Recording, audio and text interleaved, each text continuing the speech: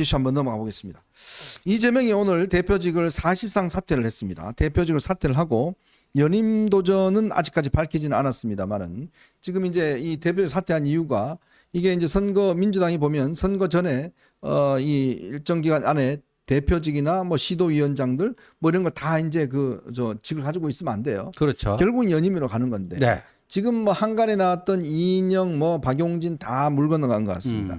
결국은 이재명 추대대로 간 것 같아요. 아, 이인영도 뭐 안 나오기로 거의 기울었네요.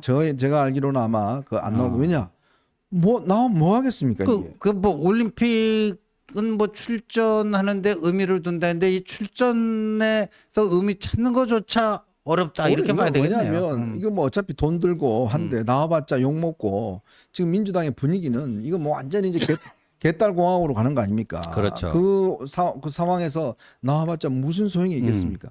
저는요 민주당이라는 정당은요 제가 오랫동안 이렇게 취재를 해봤지만 그래도 나름대로 이 선거라는 걸 통해서 어떤 이 승부를 통해서 성장해 온 정당이에요. 아시겠지만 70년대 정말 김대중, 김영삼, 이철성 이런 분들이 어떤 이 대권을 놓고 정말 이 박진감 넘치는 이 경쟁을 해왔고, 그다음에 80년도에 넘어와서도 마찬가지입니다. 그리고 노무현 대통령 보십시오. 그 경선을 통해서 대통령이 당선된 거 아닙니까? 나름대로 민주당은요, 민주당이라는 이름을 계속 유지하는 이유가 나름대로 당내 민주화라는 어떤 경선, 선거라는 걸 통해서 뭔가 어떤 감동과 기적을 만들어냈던 정당이에요. 그런데 이 이재명의 민주당이 딱 되면서 이게 상황이 완전히 바뀌어버렸습니다. 네. 그동안 쌓아왔던 모든 것들을 다 버려버리고 이제는 오로지 이재명 1인 정당, 독재 정당이 된 거예요. 정청래 그러지 않습니까? 야당 의원들 이제 말 안 들으면 10분 동안 나가 있어. 네. 라고 이거 한다는 거 아니겠습니까? 그리고 경쟁자를 인정하지 않아요. 박찬대 추대됐잖아요.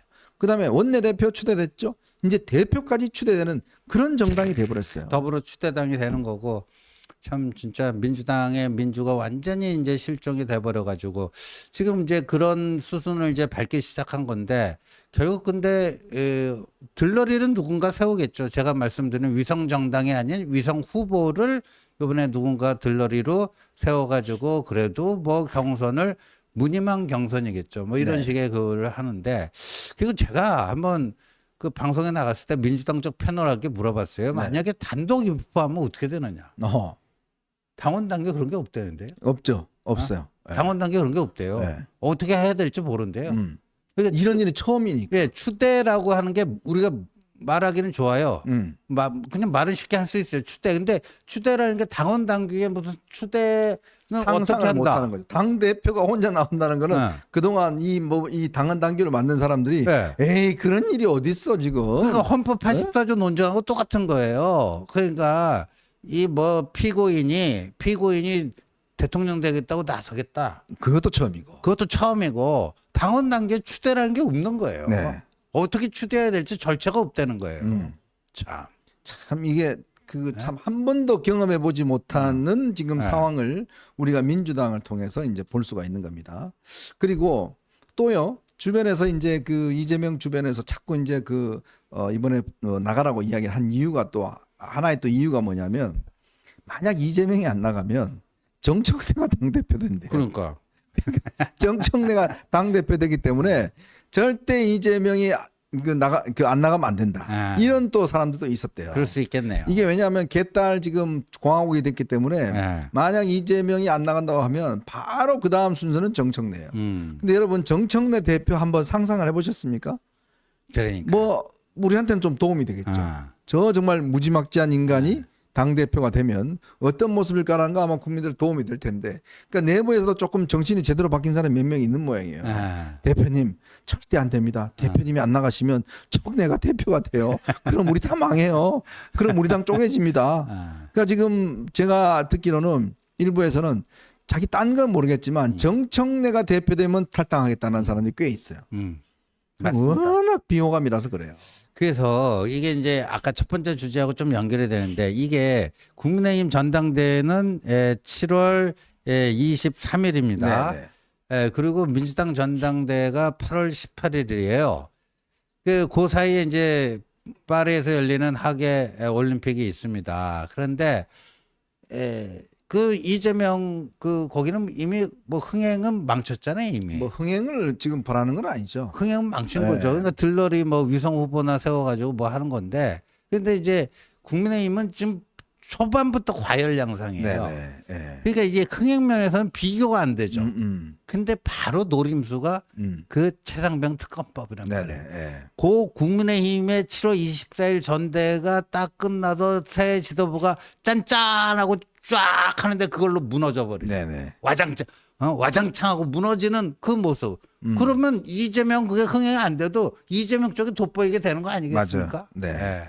그러니까 그런 거를 노리고 있는 것 같습니다. 특히 이번에 보면 지금 이재명뿐만 아니라 최고위원 후보도 보면 완전히 그 친명 일색이에요. 네. 김민석을 비롯해서 뭐 저 강선우인가요? 뭐 거기 네. 뭐 등등 해서 전부 다 그러니까 이제 더 이상 고민정도 허락 못 하는 거예요. 그러니까요. 그나마 친문계에 있었던 고민정마저도 이제 허락을 못 하는 거예요. 그리고 최고위원들 중에서 친문 나오려고 하는 사람이 한 명도 없어요.